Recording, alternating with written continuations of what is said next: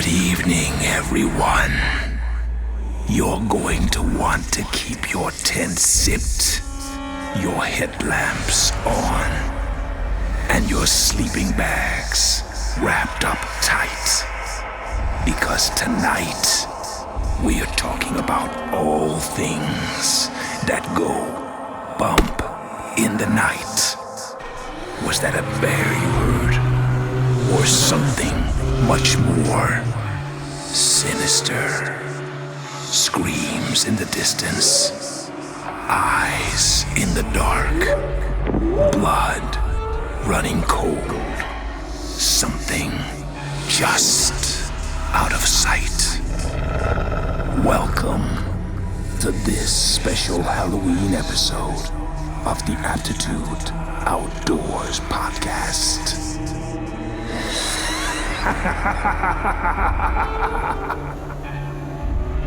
Hey everybody, welcome to part 2 of the 2-part special edition Halloween episode of the Aptitude Outdoors Podcast. Say that 5 times fast, dear Lord. Up first, we have Sam Baxter, and she retells a terrifying account she had in Southern Ohio where she and a friend ran into a Bigfoot. You're not going to want to miss that one. And up after that, we have Brett of Adventure Otaku tells of a paddling trip that went wrong when he had a run-in with a Grizzly Bear. So let's dive right in. So tonight, I would like to welcome Samantha Baxter. She has a very interesting story of a Bigfoot encounter in Ohio. And Samantha, I'm very excited to hear this story. I know there's tons of Bigfoot stories from Ohio. I grew up listening to Bigfoot stories from my dad. I've been watching Bigfoot shows all my life, but I've never actually talked to a person who's been in an encounter with a Bigfoot.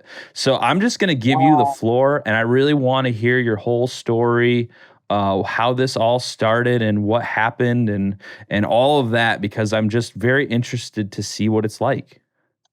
And I'd love to tell the story. I must beg off on if I get a bit fearful while recounting the story, because it's the most terrifying thing in my life. Mm-hmm. Okay. I can imagine. I get scared thinking about it. Oh, you wouldn't believe. I don't think there's enough explanations for what you would do if you were anyone having this happen to them, as in like things that you might do in your pants, things that you might yell. It goes beyond all of that. Well, so let's start into it. What were you doing when this happened? What were you out doing?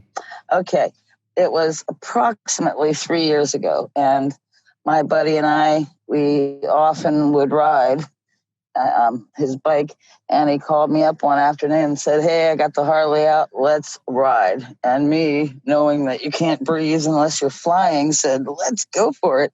So we did. We rode around for the afternoon, going different places. As I got to be getting pretty close to dark, we started to head back just to do other things. So a few minutes from home, he said, "Hey, let's get a beer." So we stopped and we each got a beer, and we each put one in our saddlebag. And he said, "Hey, I remember you told me about that really cool place. It's out in the woods and really secluded." He said, "Let's drive there and drink our beer." He said, it's only one beer and we're close to your house after that. And I said, "Great." So Harley is loud. I'm sure you've heard him before, Paul, right? Oh yeah. Okay. Plenty of times. Yeah. So we just tooled up there. It's up a little hill, and we pulled over on the right and shut the bike off. And when you shut a Harley off, if you're in a quiet place, well, then naturally you've got quiet beyond belief. Well, that's how it was at first. And then we both started realizing, and it makes you whisper. And we said, "Hey, how quiet is this?" And it was the kind where there are no bugs, no birds, no crickets at night, nothing. And that's when you know. What time of year was that? When? Yeah, what time of year was this? Because like bugs and crickets, all that stuff is they're always going all the time. Like, they're nonstop. Oh, it was summertime, about 3 years ago. Okay. It may have been August. I'm trying to recall about there. It probably would have been August. And we were like, okay, this kind of quiet means something is going to happen and it's not going to be good. And still, you know, it was a nice night. Where we were, there are no lights anywhere around, no street lights, no house lights, just nothing. And it was the pitch black and the pitch quiet. And you start to think, okay, keep your wits about you here. What's going to happen? And nothing happened for about the first minute. So we each got our beer and out of the saddlebag, and we popped it open, and we kind of popped it simultaneously. And right after that, there was this sound, and it was unearthly. And I'm not talking alien. No alien would make this sound. And I said, what the fuck is that? Because it was really loud. And he's kind of laughing at me. Oh, it must have been a cow. I said, cows don't make that sound. And he said, well, sick cow. I said, sick cows don't make that sound.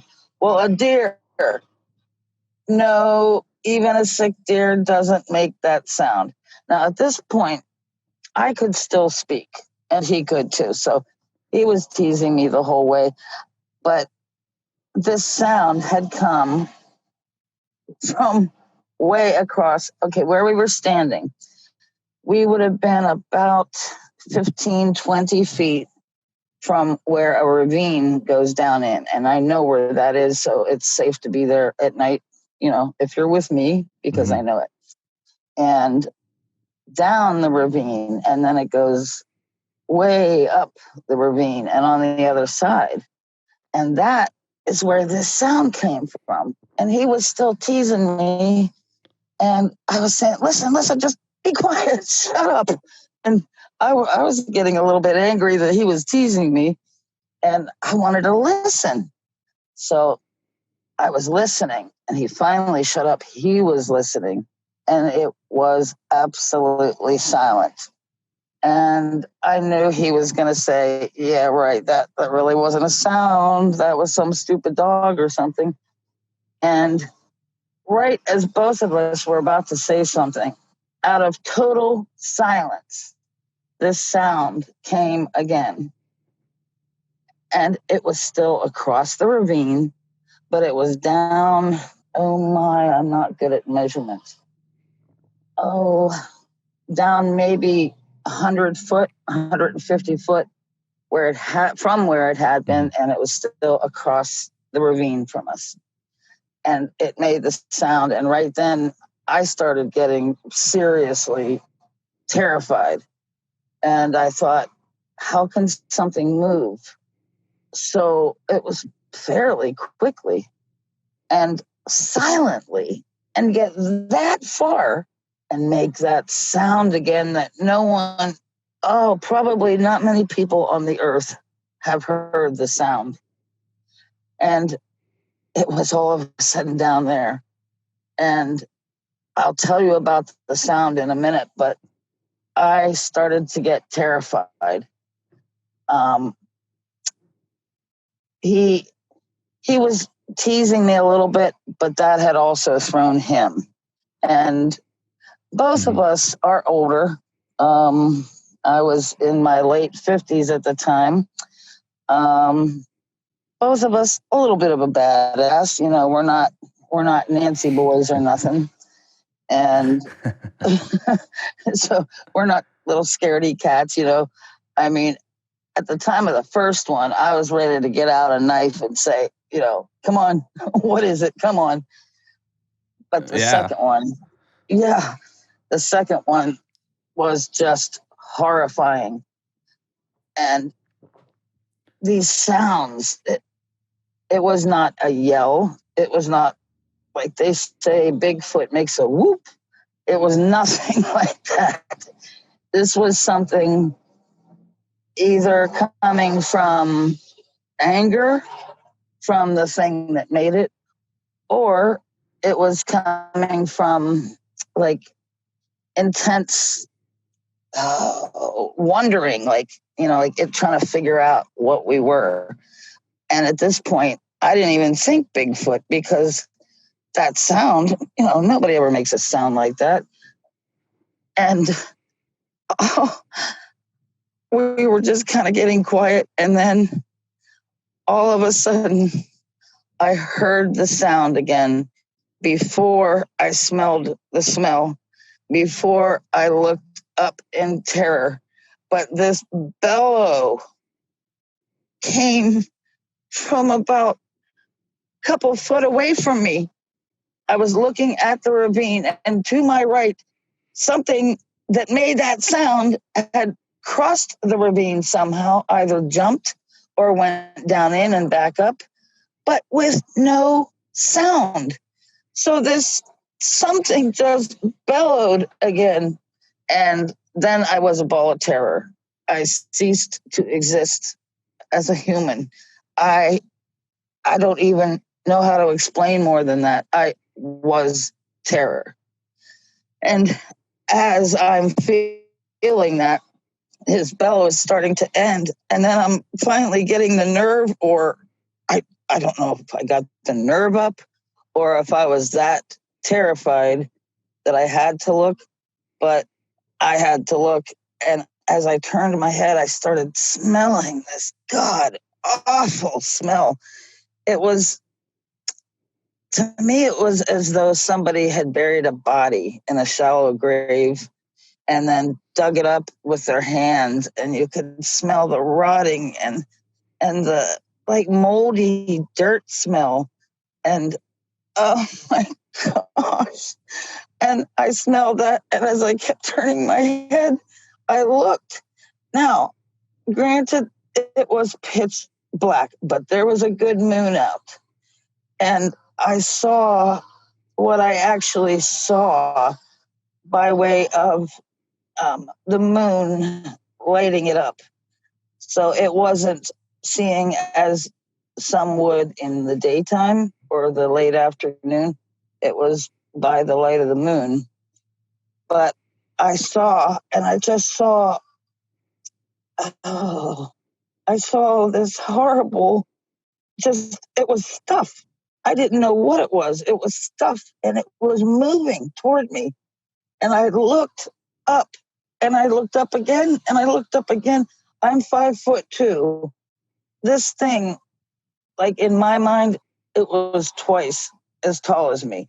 In reality, wow. I know it couldn't have been, but probably, I believe there's a chance it was a 9 or 10 foot something.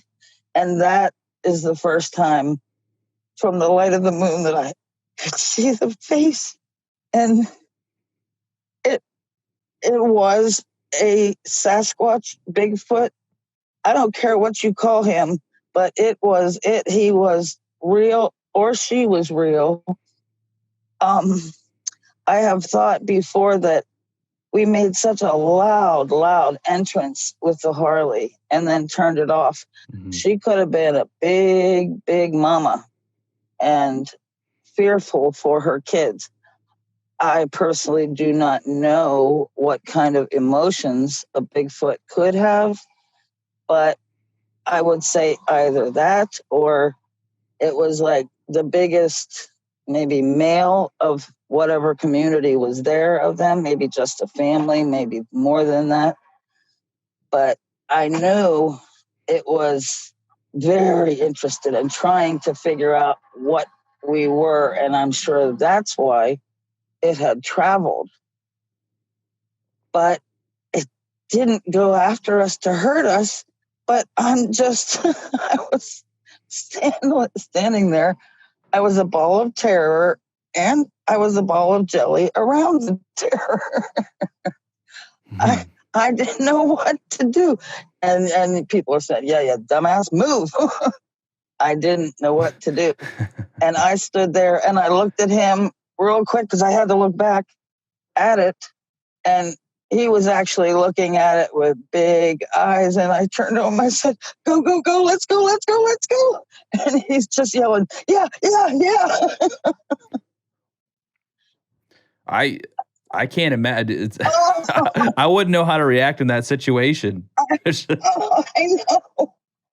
And we did get on the Harley and ride, but I mean, I was fast thinking, and I'm thinking, if he can move that fast, that silently, he's going to come get us and kill us.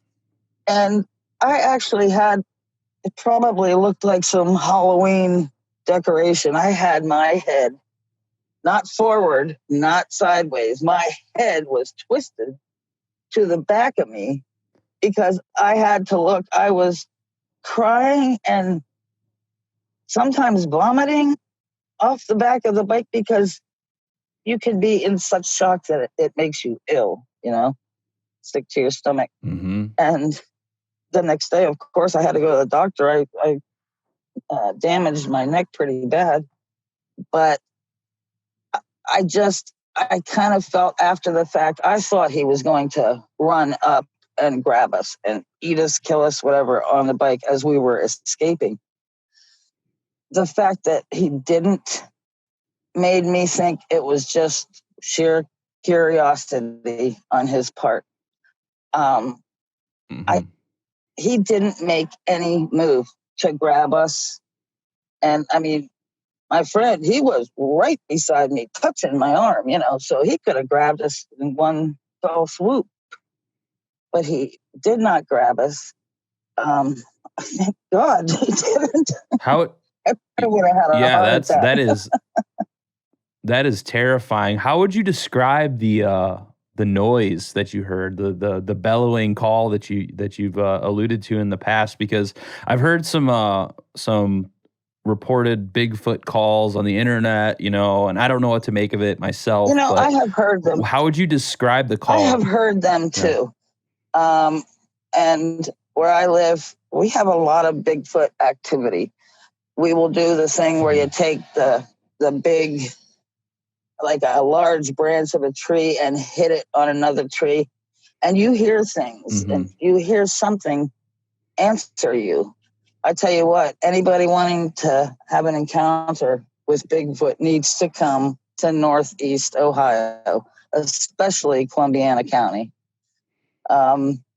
But this noise, okay, it's going to be loud. Do you want me to replicate it? If you can, if you want to, yeah. I have no concept of what it would be like. Well, I didn't before myself either. But I know. Yeah. I know what I heard. I heard it too many times to mistake it. It's not a thing to joke about at all. This is a story that I start to shudder when I'm telling. I almost start to cry. It's so bad. I almost have to pee my pants. I mean, it's bad. But yeah, I could imagine. His sound is nothing like I ever heard yet. I have heard close things about Ohio, Bigfoot yells or anything, but I actually don't think I ever heard of one called a bellow. This guy was bellowing. If you say, hey, come here, or if you say, hey, come here, that's a bellow. And this... It's like low.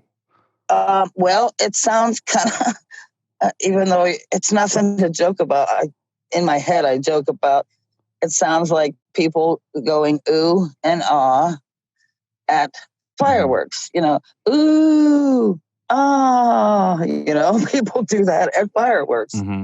Well, yeah, this was the same ooh and ah, and I mean, there's no different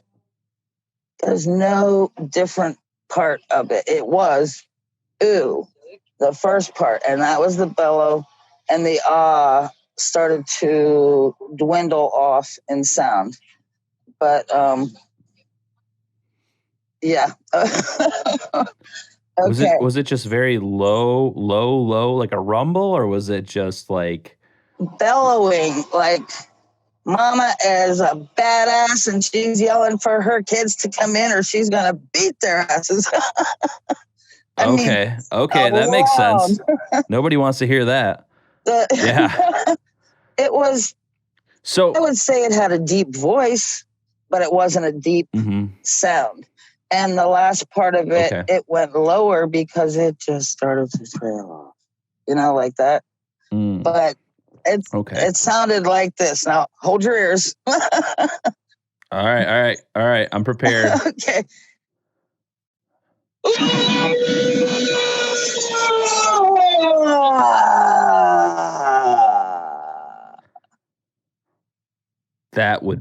I would pee my pants in the woods. There's no way. I know. I'm not going to tell you if I did or not. I for sure would. If that was pitch dark and silent and that I heard that noise. Oh my god! There's no way. Yes, because when I go out in the woods, I'm always pretty much with a backpack. I don't have a motorcycle to take off with. If I heard that, it would be bad news for me. Well, you should always have something like a knife in case you encountered one and he did come after you. Although I doubt a knife. I have a pistol locked and loaded in these days, but I doubt even that would do anything to stop him. So have you gone back out to that area since, or are you still too scared? It's been about 3 years, and I must be honest, I started to drive up the road. Oh, come on, you can do this, Sam. I couldn't do it, and I couldn't even drive by. I would like to show somebody the place and explain to them how it happened. Maybe that would help me heal a little bit, or it might make it worse. I don't know. So do you go outdoors a lot now, or are you still kind of, that's the funny kind of thing. like, no way. That's the funny thing. For about a year to a half a year, I lived where I had lived, which was not very far from where the Bigfoot was. I had a very large backyard, and you had to go down a little grade to get to it and to get to my fire pit. And after that, I couldn't even have a fire at nighttime because I was too close to where the guy was. And I thought, well, for sure, he probably followed me. You get all these wild things that really don't make sense in your head, but they're real in your head. And then I moved to a place that is more remote. It is only, let me see, 2, 3. It's only about 5 miles from where that occurred. And it's much the same. There are no street lights. It's a long country road, and it's a big hill. I call it a mountain because I'm queen of the mountain. And I cannot get TV out there. I cannot get internet. I have to, buy a little hotspot to have with me. And I have a band of coyotes that lives right across the street from me. I have a fairly long drive, and they come up, and so far I haven't had my gun on me. I thought I'd rid the world of some nuisance animals, but it's the perfect setup. And my son is there a lot, and he always says, "Mom, there's something in the woods." I don't know. I mean, I would be terrified after that. Could get could he get my smell and follow me? I don't know. Yeah. But you know what? Anybody out there that says, "Oh, that's bullshit, Bigfoot does not exist," you know what? Come talk to me. That is not true. That is. I've heard so many stories and so many encounters, and it's just like, I don't know what to make of it because I've not had one myself. But it's something that everybody in the outdoors world knows about. Yeah. But if you have the encounter, you don't know what to make of it. Some people say they're aliens, or aliens get their bodies when they die. Is that true? I don't have a clue. Is it real? Hell yeah. I saw him. I was standing beside him. His breath. I had longer hair at the time. His breath was making my hair like go, like there was a fan on you and your hair was going. Oh my gosh. That's crazy. I can't even imagine. Yep. I don't know what to make of that. That is scary as hell. Oh my God. I wish they could just befriend us and we'd live in common with each other, you know? But it is scary as hell. I tell you what, I'm telling you, this is the scariest time in my life. Do you know another thing that happened to me? I was pushed off of an 80-foot cliff, died instantly, broke every bone in my neck and one of my arms and part of my back, and was in hospital for a year. That was not as scary as seeing Bigfoot. Jeez, that's not terrible. Even 1/4 as scary. I can't imagine. That's so. How do you feel about it now? Are you kind of at peace with it, or is it still kind of like, oh man, I don't know what to do with this? Well, the fear stays with you, and I believe it's because there is no explanation. If I could say, oh man, that happened because of this or that, I could say, okay, well, yeah, that was still really scary, but now I understand it. You can't understand it ever. I'm very mindful of him as well as those old coyotes, but I'm very mindful of him when I'm out at the fire. I am okay to a point because I do have big bonfires all by myself out in the dark in this remote area where nothing comes. So I guess, gotcha. To answer your question, I'm partly over it or healed, but there's a part of me that I don't know if I will ever have healed. Yeah, I don't know how I would react to that. That is very terrifying. The scariest thing I've ever heard in the woods was a pack of coyotes just circling my camp. And I've had a few black bear encounters, but nothing like that. Yes. So I have also, I know the difference. I live in Lisbon, Ohio. Rogers, Ohio is where my encounter happened, and it's right next to us. But we have cows around here. We have bulls. I had a black bear where I used to live coming down the road, and one of my idiot friends was drunk, and he ran out to the road and he's screaming, "Hey, bear, come here." Well, the bear got pissed off, and he stood way, way up, and he's really, really tall. Not near as tall as Bigfoot, but, I have had encounters where I have seen the coyotes drooling and writhing in their pack while they're screaming. I've seen the bears around here. I've seen the bulls go after somebody. I have seen all these animals, and it was not that. The sound was not. The thing standing there right beside me, almost touching me, was not. Wow. Oh, tell you what. I don't. You should bring your wife up and your friends up and come on, and we'll go there. Yeah, we might have to. I mean, I don't know. That's I'd probably piss myself. Be crying like a baby. Well, you handle it a lot better than I would. I think. There we go. Well, hey Sam, I really want to thank you for telling your story. I don't know how many people you've told this to, but this is my first time here, and I'm not very many. Kind of a little freaked out, So I appreciate you being honest and telling your story. You have to be honest. This is something that is just too unexplainable to lie about. It's horrible. Yeah, So I'm very thankful that you told your story.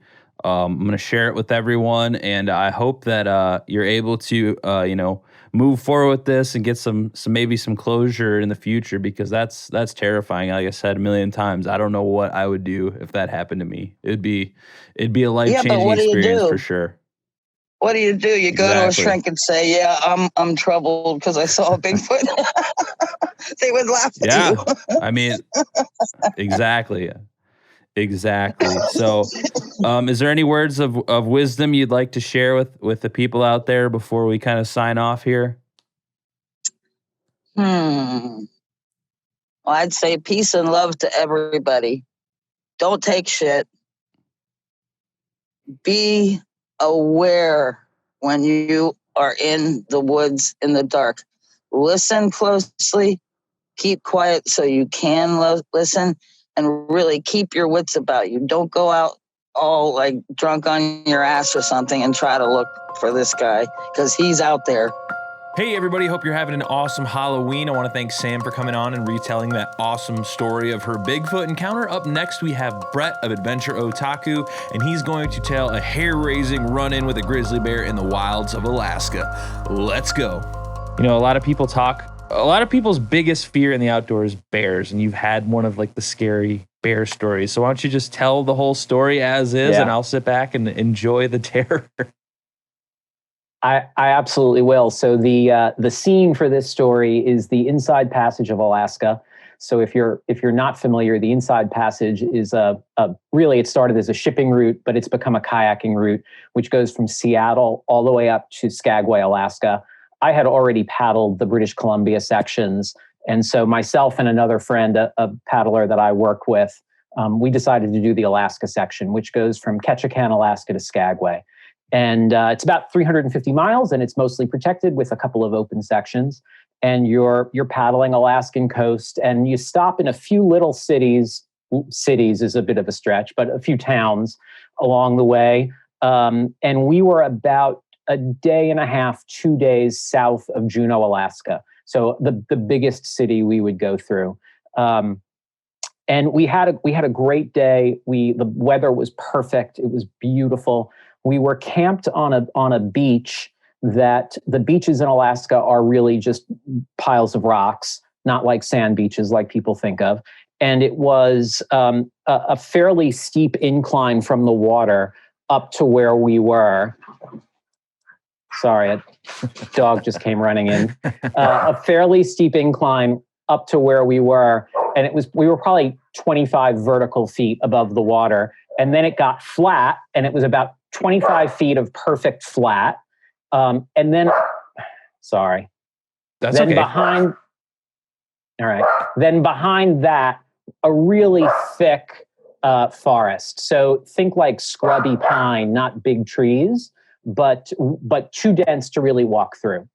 And so our tent was pitched on the flat section, and then about 20 feet to our left, down the beach, was our kayaks, and about 20 feet further from that was where our kitchen was set up under a tarp. And so we had a great day. We crawled into our sleeping bags. My friend Sarah went immediately to sleep, and I started listening to a podcast, or actually I think it was a book on tape on my iPad. And after about 5 minutes, the battery died. And so I took my earbuds out and started reading a paper book. This is when it started getting interesting. So anyone who has slept in a tent knows that at night, a squirrel moving through the woods outside your tent sounds like a Tyrannosaurus Rex.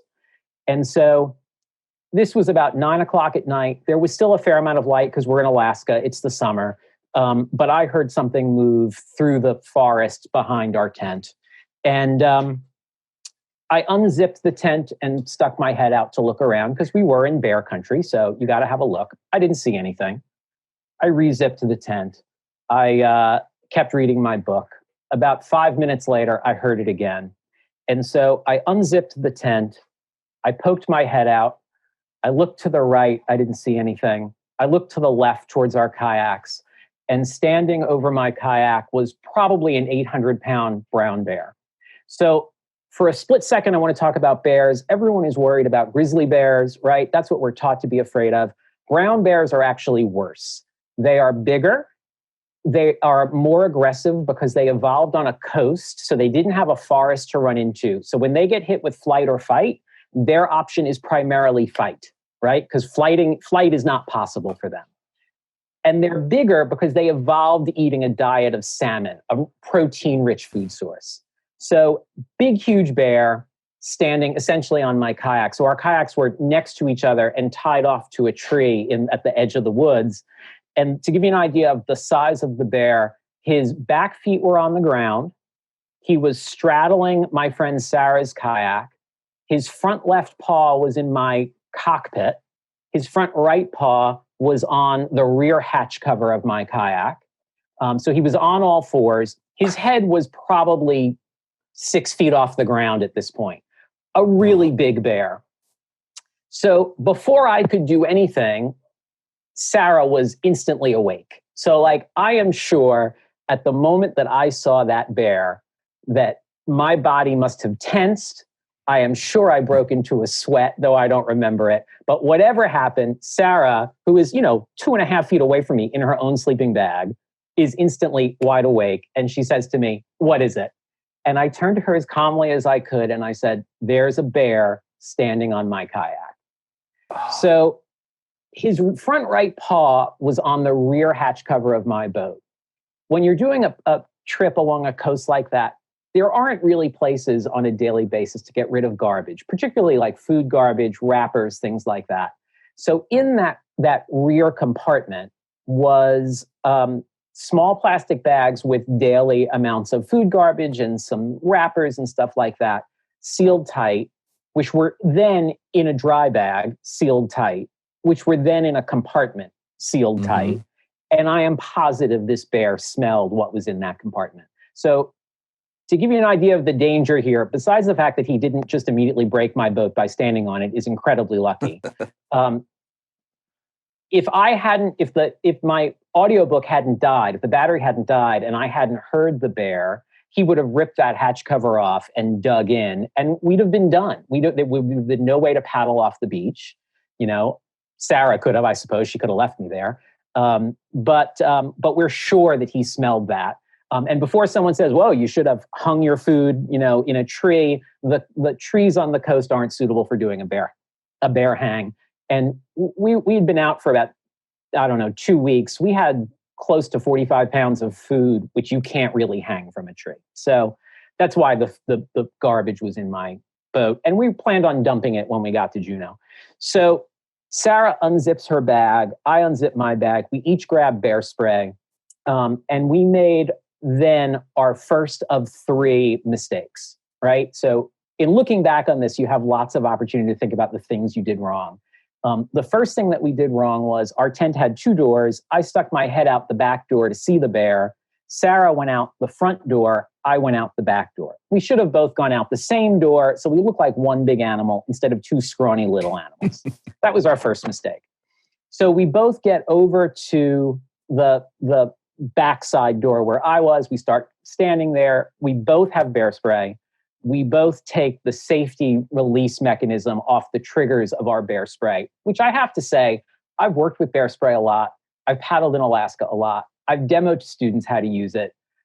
I've held it seeing bears. I've never been in a situation where I was like, it's time to remove the safety because this is going to go. So we removed the safeties. We started yelling at the bear to go away. I'm not really a tough guy, but, I did my best. And the only way I can describe the look on the bear's face was it's the look my dog makes when I'm like cooking food and telling her to leave the kitchen. And she's like, what do you want? Right? That was the face. This bear was not the least bit intimidated by us. It didn't have any interest in us. It had interest in what was in my kayak. So we then I made our second mistake of the night, which is they say, never look a bear directly in the eyes because they'll view it as a challenge and you can then provoke an attack. I'm a human being. When I'm talking to someone, I look them in the eye. I was talking to a bear. I instinctively just looked it right in the eye. And I have to tell you, the bear really didn't care that I was looking it in the eye, right? So we're yelling at the bear. We are trying to get the bear to go away. And I suddenly realize, hey, wait a second. We are standing on a beach made of rocks. Now, I grew up playing ice hockey and cannot throw a ball to save my life. Could literally have come to it in this situation, but I picked up a rock. I threw it in the general direction of the bear. I missed the bear, but it hit the rocks just to the left of the bear. And he didn't like that sound. That upset him a little bit. And he took a step or two back. He's still on all fours. We kept yelling at him. Again, he's sort of looking at us like, what? What is the problem? I just want your food garbage, you know? I threw one more rock at him, and he then started to run off. And about 20 feet or so on the other side of our kitchen, so about 40 feet from us, was a 20 or 30 foot rock face, perfect for rock climbing, which was clearly the way the bear had gotten onto the beach where we were. And he got to the bottom of that rock face and climbed up it 1.5 or 2 feet. And I threw one more rock, which hit the rocks behind him, which made a really sharp noise. And the bear, like the most graceful thing I have ever seen in my life, this 800-pound bear scaling this 30-foot rock wall, you know, fluidly, effortlessly, and disappeared into the woods. So the bear was gone. I turned to Sarah. Sarah turned to me. She said, do you think we should leave? And I was like, do you think? What was going through your mind? What was going through your mind when the moment you were in the tent? What was in your mind? Like, what were you thinking when you knew? Like, there's a moment where you know it's a bear. What were you thinking? You know, I have to be honest. I'm not a particularly brave guy. I didn't have time to think about it, right? Our thought was, we've got to get this bear out of here or we're done, right? It's that simple. And so we didn't really start thinking about what was going on until a little bit later. Totally stressful, right? Totally scary. But you've got so many things that like your brain is saying, I have to do this, or our trip is done, right? If not, our lives are done. If this bear decides to charge us, we both got bear spray. I know it works, but still, that's scary. So we didn't really have time to think of it or think about it. We were sort of dealing with the situation at hand. So the third thing that we did wrong was at no point did either of us think about the wind direction. And so if you spray bear spray, you have to be super careful that you're not spraying into the wind. Otherwise, it'll just get blown back into your face. So I have no idea where the wind was. There might not have been any, but I didn't make any sort of thought like, I need to make sure I use this bear spray carefully, you know? And so that was the third thing we did wrong. So on a trip like this, you know, we're carrying, I think, 45 pounds of food, probably a couple 100 pounds of gear total. Both of the boats are 25 feet above the water and tied off to trees. We need to now get off this beach. And so the boats are tied to a tree a little bit back into the woods. And Sarah breaks down the tent. I'm like, I'm going to free up the boat so we can carry him down to the water line. And I start to walk into the woods and I'm like, you're an idiot. You can't walk into the woods. And so the boat's tied up with a throw rope. In case of an emergency, we carry a throw rope, and that's what we used to tie up the boats. And on my PFD, on my life vest, is a knife. And I, without even giving it a moment's thought, I'm like, just cutting this expensive throw rope. That's done. Sarah and I carried her boat down to the water. My boat is a little bit less fragile than hers. I slid my boat down on the rocks all the way to just like, let it go. It'll stop at the bottom. We got all our gear down there. Packing all of that gear generally takes about an hour and a half, to get everything packed up, to get the boats loaded. You should do it with the boats floating. Hand to God, we were off that beach in 35 minutes. I have never packed a boat that fast in my life. So we get into the boats. We shoot a little video because, of course, we're shooting video of the whole trip. My GoPro camera at the time that the bear was standing on my kayak was on my kayak, so I had no way to turn it on. But if it was pre-voice control for GoPros, but if I had the ability to turn it on, it would have been just a shot of the bear's huge feet on my kayak. So we get into the water, we shoot a little video. It's now 10 o'clock at night. We've got about 45 minutes of light, and we need to find a new place to sleep. So we start paddling towards Juneau. We're looking at a map. We realize that there is, I think it was a river coming into the water where we were paddling. And we were like, if we can get to the other side of the river and find a beach, we'll probably be safe because the bear is not going to want to cross that river. He's looking for dinner. He doesn't want to, if anything, he's going to get stuck in the river looking for fish. So we're like, if we can find a beach across the river or across the mouth of the river, we'll be okay. And so we start paddling towards Juneau, and we paddle up past one beach. We paddle up past another beach, and we see the bear on the second beach. And again, he is huge. I have to also say, a beautiful bear. Like, we had seen some scrawny bears. We had seen some beaten up bears. This bear was gorgeous. It was like a honey brown color, looked super healthy, just a really amazing animal.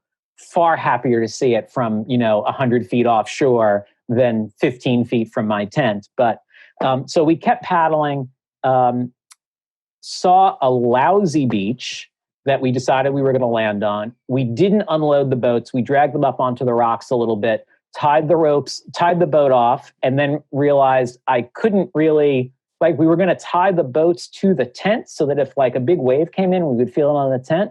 But my throw rope wasn't long enough because, of course, I had left half my throw rope on the other beach. And so we moved the tent down a little bit. We didn't really sleep. I would say that it was on that beach that you start to get the handshakes, you break into the sweat, right? We calmed each other down. We crawled into sleeping bags, and we're both like, yeah, there's no way we're falling asleep in a tent tonight. That is just not happening. So we sort of reevaluated the rest of the trip. We were like, we were super careful. We dumped our garbage in Juneau.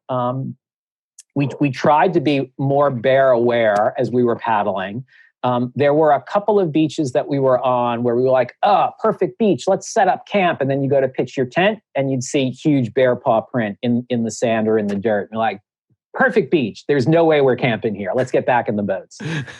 So it dramatically changed our comfort level for the rest of the trip. But ironically, we never saw another bear the rest of the trip. So, you made a good point No, you made a good point with, in situations like those, you're not really scared until after it's over and you realize the gravity of what could have happened. That's when it's scary. When you're in the moment, you're like, exactly right. I'm just going to do what I have to do to stay alive or get this thing away from me. But the after effects and the having time to think about what just happened is pretty amazing. So do you have any advice to people of what you would do differently? I know you told us what you did wrong, but how would you prepare for that a little bit better if you did it again? So the biggest thing is to be comfortable with bear spray. It's a great tool. It works really well. It's incredibly effective. There is a great book, which is for outdoor educators, the end all be all on bear stuff, is called Bear Attacks, Their Causes and Avoidance. And it will scare the heck out of you, that book, but tons of great knowledge, tons of great information. At the end of the day, that bear didn't do a single thing that was aggressive. It's scary just being in proximity to an animal that big. You realize you are not the top of the food chain. And that's a weird thing for a human being to be thinking about. We live our lives as, we rule this planet. Standing on a beach in Alaska, we didn't rule anything. And so, so be aware of where you're going, be aware of local safety protocols for bears, for dealing with bears. They vary a fair amount based on where you are. For instance, I just discovered in Yosemite National Park, you're not allowed to carry bear spray, which really surprised me because they've got a really high bear population. I think it's from years of people misusing bear spray. I'm not sure of that, but the joke of, so how much of this do I spray on my kid to make sure the bear doesn't attack them? So in general, I think we did things pretty well. Sarah and I both had a lot of experience in bear country. Sarah and I had both had experiences with bears in the past, though never quite that close. But all it takes is one bear story like that. And every once in a while, sleeping in a tent, I'll hear a squirrel and my heart will race. All right. Well, thank you for your story, Brett. If you want to, you can let everybody know where to find you. You got a website, you're on social media. So let everybody know where to find you, and appreciate you coming on. Absolutely. So I run the Adventure Otaku website, the word adventure and otaku, Otaku. And from there, you can get to my Instagram, which is adventure.otaku. And on YouTube, I'm Adventure Otaku as well. And all of them are sort of life of an outdoor educator. So I'm a paddler primarily, but I teach just about everything that can be taught in the outdoors, backpacking and navigation and wilderness medicine and stuff like that. So it's a pretty wide array of stuff. But yeah, come and visit me. Hey everybody, thanks for watching this episode of the Aptitude Outdoors podcast here on YouTube. If you can, go down below and hit that subscribe button. I want to take a moment to thank Sam and Brett for coming on and retelling their stories. With Sam's story, it is cool to hear a straight up encounter with a Bigfoot, especially that it's located right here in Ohio where I'm based out of. We talked a lot about Bigfoot throughout October, but this was more kind of a one-on-one personal story, which was really cool to hear. And Brett, his Grizzly Bear story, terrifying. I do not want to get caught in that situation. Does not sound like a good time. If you want to learn more about Brett and his paddling adventures, he also has his own YouTube channel and website. Paddlingotaku.com is where you can go learn more about him. It's great stuff. I hope to have him back on to tell some more stories sometime soon, because he's done a lot of cool and crazy stuff. So thank you all. We'll see you all next time.